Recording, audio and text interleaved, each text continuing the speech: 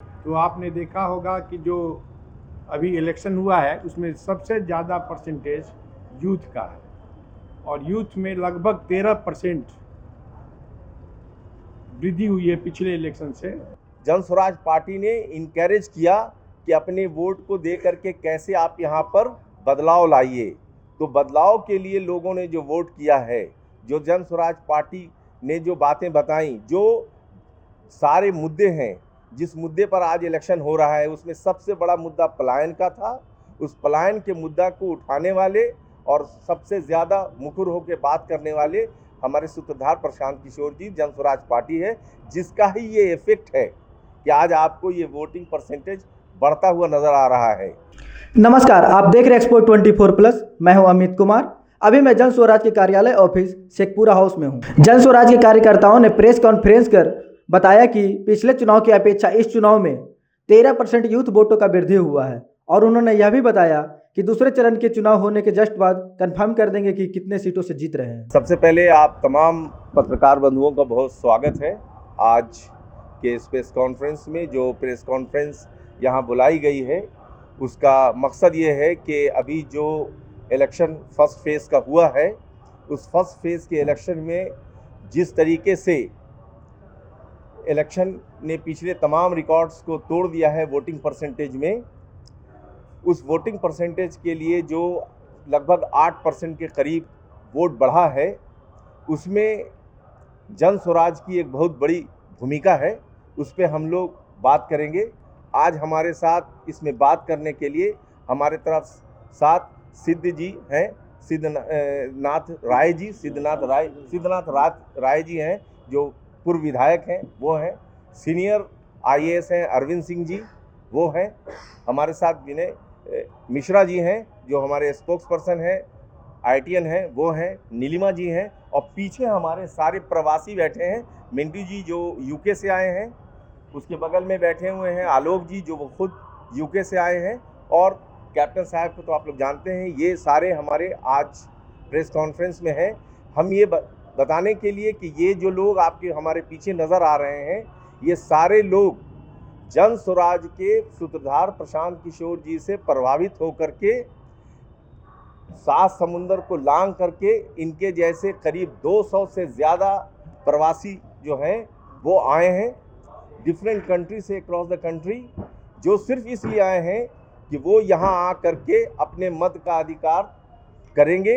और ये शुरू से जन स्वराज पार्टी, शुरू से हमारे सूत्रधार प्रशांत किशोर जी बार बार ये कह रहे थे कि जो प्रवासी मजदूर हैं, वो जो प्रवासी मजदूर हैं जो आ रहे हैं, उनको ये कहा गया कि आप उनकी वजह से ही यहाँ इस बार एक बहुत बड़ा चेंज आने वाला है, और वो जो आ रहे हैं छठ पूजा के बाद, वो छठ के बाद नहीं चले जाएंगे, वो अपने मत का अधिकार वोट दे करके ही जाएंगे। जिसकी वजह से, और सिर्फ यही नहीं, जो युवा वर्ग है जिनको जन स्वराज पार्टी ने इनकरेज किया कि अपने वोट को दे करके कैसे आप यहाँ पर बदलाव लाइए। तो बदलाव के लिए लोगों ने जो वोट किया है, जो जन स्वराज पार्टी ने जो बातें बताई, जो सारे मुद्दे हैं, जिस मुद्दे पर आज इलेक्शन हो रहा है, उसमें सबसे बड़ा मुद्दा पलायन का था। उस पलायन के मुद्दा को उठाने वाले और सबसे ज़्यादा मुखर होकर बात करने वाले हमारे सूत्रधार प्रशांत किशोर जी, जन स्वराज पार्टी है, जिसका ही ये इफेक्ट है कि आज आपको ये वोटिंग परसेंटेज बढ़ता हुआ नज़र आ रहा है। जिसमें बाकी डिटेल में कि ये परसेंटेज कहाँ कहाँ कैसे बढ़ा है, मैं इसके लिए सीनियर लीडर और आईएएस अधिकारी, पूर्व आईएएस अधिकारी अरविंद सिंह जी से रिक्वेस्ट करेंगे कि वो इसको डिटेल में बता दें। धन्यवाद। आप लोग बहुत शॉर्ट नोटिस पर आए। ये प्रेस कॉन्फ्रेंस हम लोग जो फर्स्ट फेज का इलेक्शन हुआ है उसके बाद बुलाए हैं। फर्स्ट फेज का इलेक्शन बहुत ही शांतिपूर्ण हुआ और इसके लिए जन स्वराज सभी युवा मतदाताओं, सभी मतदाताओं को, और जो इस इलेक्शन के कार्य में लगे हुए हैं प्रशासनिक पदाधिकारी, इलेक्शन कमीशन, सभी को धन्यवाद देती है। जन स्वराज का ये कहना है कि ये इलेक्शन युवाओं के भविष्य के लिए है, बिहार के भविष्य के लिए है, जनसुराज के भविष्य के लिए नहीं है। ये जनसुराज के जो प्रणेता हैं वो बिहार के भविष्य बनाने के लिए आए हैं और ख़ासकर जो पलायन रोकने और युवाओं को रोज़गार देने के लिए। तो आपने देखा होगा कि जो अभी इलेक्शन हुआ है उसमें सबसे ज़्यादा परसेंटेज यूथ का है और यूथ में लगभग 13% वृद्धि हुई है पिछले इलेक्शन से वोटिंग पैटर्न में। यह स्पष्ट रूप से दिखाता है कि यूथ जो है जनसुराज के आह्वान पर, जो जनसुराज यूथ के लिए काम कर रहा है और जो लोग बाहर श्रमिक हैं, पलायन करके गए हैं, वो सभी छठ के अवसर पर आए हैं और बहुत ही इंटरेस्ट लेकर बूथ पर गए हैं। और ये उनकी उम्मीद है कि जनसुराज आए, क्योंकि लोगों को ये समझ में है कि जो सरकार अभी है वो कुछ बदलाव नहीं ला सकती है। जो सरकार पहले रह चुकी है वो भी कुछ बदलाव नहीं ला सकती है। अगर बदलाव कुछ ला सकता है तो वो प्रशांत किशोर और जनसुराज के लोग ही ला सकते हैं। और यह विश्वास बूथ पर दिखाई दिया है, इलेक्शन में दिखाई दिया है। और हम सभी उम्मीद करते हैं कि इसी प्रकार जो युवा हैं, महिलाएं हैं, जो बाहर के प्रवासी है, बिहार के प्रवासी जो आए हैं, सेकंड फेज में जनसुराज को आगे बढ़ाने में, बिहार में परिवर्तन लाने के लिए इसी प्रकार लगे रहेंगे। और हम समझते हैं कि ये उम्मीद जनसुराज का जो युवाओं से लगा हुआ है और युवा उसे पूरा करेंगे, उसे लेगा और बिहार में निश्चित रूप से बदलाव आएगा। और जिस प्रकार का percentage of voting first phase में हुआ है, हम उम्मीद करते हैं कि नॉर्थ में जहां प्रशांत जी का पदयात्रा हुआ है वहां और अधिक इसका प्रभाव देखने को मिलेगा। तो जिस प्रकार ईश्वर कण-कण में है, हम समझते हैं कि जनसुराज युवाओं के मन में। धन्यवाद। और अब हमारे साथी हैं, ये बहुत ही वरिष्ठ साथी हैं, पूर्व में विधायक भी रह चुके हैं और आरा के प्रभार में रहे हैं। श्री सिद्धनाथ राय जी पूर्व विधायक हैं, ये कुछ शब्द बोलेंगे। अभी जो ये प्रेस वार्ता आपकी चल रही है, ये खास करके ऐसे मुद्दे पर है जिसके बारे में प्रशांत किशोर जी अपने विभिन्न जिलों के दौरे में वो कहते रहे हैं। और जो मुख्य मुद्दा रहा है हमारे जनसुराज का, उसमें पलायन का मुद्दा बहुत बड़ा मुद्दा रहा है इस प्रदेश में। और उस पलायन का मतलब हुआ कि पलायन से जुड़ा हुआ बेरोजगारी का, रोजी रोजगार का मुद्दा रहा है जुड़ा हुआ, इसलिए ये बड़ा मुद्दा रहा है। अभी हम लोग 10-15 दिनों के अंतराल में जो हमारे ज़िले में, हम भोजपुर ज़िले से आते हैं, संदेश विधानसभा क्षेत्र से मैं विधायक रहा हूँ। अभी मैं 15 दिनों के बाद कल ही लौट कर आया हूँ अपने ज़िले के दौरे और चुनाव क्षेत्रों से। बड़ी संख्या में जो गाँवों का दौरा हम लोगों ने किया, लोगों से, जो आम जनता तो हमसे मिली ही, महिलाएं मिली, लोग, गांव के लोग, मजदूर, किसान और सभी तबके के लोग मिले। लेकिन सबसे ज़्यादा जो बड़ी संख्या मिली हमको वहाँ जो मुलाकातें हुई, वो वैसे लोगों से हुई जो बाहर से नौकरी में लगे हैं, दूसरे प्रदेशों में गए हैं। वो सब लोग इस बार परिवर्तन के लिए, बदलाव के लिए बिहार आए थे। और छठ के बाद जो बहुत जल्दी में जाने की जो पहले रहता था उतावलापन, वो नहीं रहा है इस बार वो अपने मताधिकार का प्रयोग करके यहाँ से जाने वाले हैं। यही कारण है कि जो हमारी जो मतदान की जो संख्या बढ़ी है, जो इतना बड़ा जो मतदान का प्रतिशत बढ़ा है, इसका मूल मुद्दा यही रहा है कि नौजवानों ने, बेरोजगारों ने और बाहर पलायन करने वाले लोगों ने बड़ी जोरदार ढंग से जनसुराज को अपना मत दिया है। उसके बावजूद भी हम लोग देख रहे हैं बहुत जगहों पर ये प्रचार गलत ढंग से किया जा रहा है। पहली दफ़ा 20-30-35 वर्षों का राजनीतिक जीवन हमारा रहा है, जब भी बदलाव होता है तो भारी संख्या में मतदान पड़ता है। और मतदान जब भारी संख्या में पड़े तो हमेशा सरकारें बदलती है, ये हम लोग 30-35 वर्षों से देखते आ रहे हैं। लेकिन इस बार एक गलत नैरेटिव चलाया जा रहा है। कुछ लोग जो सत्ता में बैठे हैं वो ये बोल रहे हैं कि इस बार जो भारी मतदान हुआ है वह सत्ता बचाने के लिए हुआ है और उनको सत्ता में रखने के लिए हुआ है। ये बिल्कुल ही गलत अवधारणा बनाई जा रही है। लेकिन बिहार की जनता, बिहार के लोग, बिहार के नौजवान, बिहार के जो लोग हैं, मजदूर वर्ग के जो लोग हैं, वह इस बात को खूब अच्छी तरीके से समझ रहे हैं। और ये पहला जो फेज का जो चुनाव हुआ है, इसके बाद जो दूसरा फेज का जो चुनाव होने जा रहा है, यह और भी मतदान प्रतिशत को बढ़ाएगा। इसलिए तमाम हमारे लोग, प्रवासी लोग आज जमकर बैठे हैं बिहार में, उत्तर बिहार के उन क्षेत्रों में जहां चुनाव होना है 11 तारीख को। आप देखेंगे इससे भी बड़ा मतदान की संख्या आपको देखने को मिलेगी। बहुत बहुत धन्यवाद। विनय मिश्रा जी।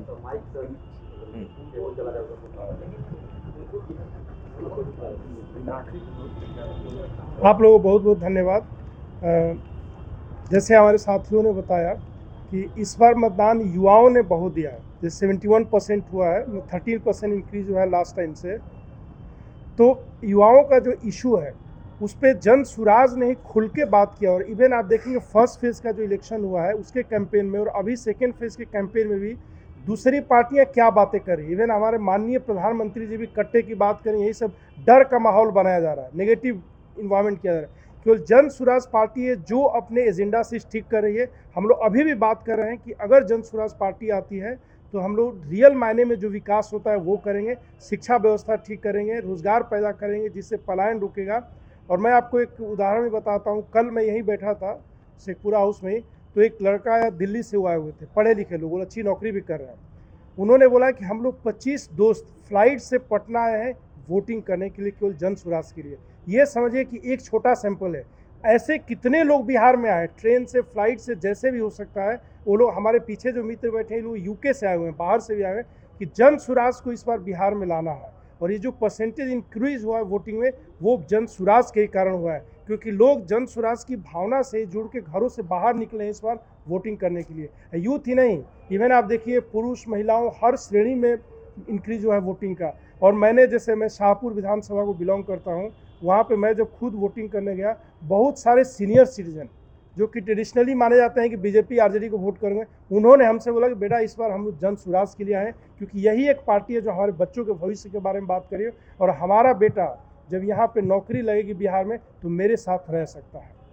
तो हम लोग इस बार आशा है, जैसे हमारे मित्रों ने बताया कि सेकेंड फेज़ का इलेक्शन वहाँ हो रहा है जहाँ पे जन सुराज बहुत स्ट्रॉन्ग है, क्योंकि प्रशांत जी का पदयात्रा हुआ है, बहुत बार गए वहाँ पे।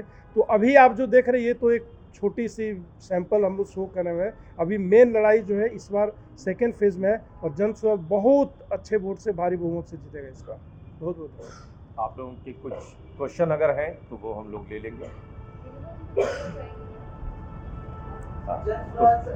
बार जो फर्स्ट फेज का मतदान हुआ, इसमें कहाँ प्रॉब्लम फेस किया, कैसे आपको लगा कि जो विरोधी पार्टियां हैं आपको डिस्टर्ब कर रही है? हमें किसी भी तरह की कोई परेशानी नज़र नहीं आई। हमारे कैंडिडेट ने बहुत ही स्ट्रांगली लड़ा है और बहुत अच्छे तरीके से लड़ा है। चूँकि हमें समाज के हर वर्ग का सपोर्ट हासिल था। जैसा कि आपको पता होना चाहिए कि जब आज हम लोग बात कर रहे हैं वोटिंग परसेंटेज को इंक्रीज़ होने की, तो इस बार 73% यूथ लोगों ने वोट किया है। ओवरऑल 65% पोलिंग हुई है, लेकिन युवाओं में 73% से अधिक, जो ये इंडिकेशन है, जो ये दर्शाता है कि युवाओं को कितना ज़्यादा जन स्वराज की जो अपील है उसने कितना ज़्यादा प्रभावित किया है, जिसकी वजह से वो आए हैं। तो हमें किसी भी तरह की कोई परेशानी नहीं हुई। तमाम अक्रॉस द जाति धर्म के लोगों ने, हर वर्ग के लोगों ने हम लोगों को वोट किया बहुत बढ़ चढ़ करके। और हमारे जो कैंडिडेट हैं उन्होंने भी बहुत अच्छे तरीके से इलेक्शन को लड़ा है। सर, पहले चरण में कितना सीट का दावा आपकी तरफ से किया जा रहा है? देखिए, ये दावा हम लोग आपको 11 तारीख को पूरे रूप से बता देंगे, ठीक है।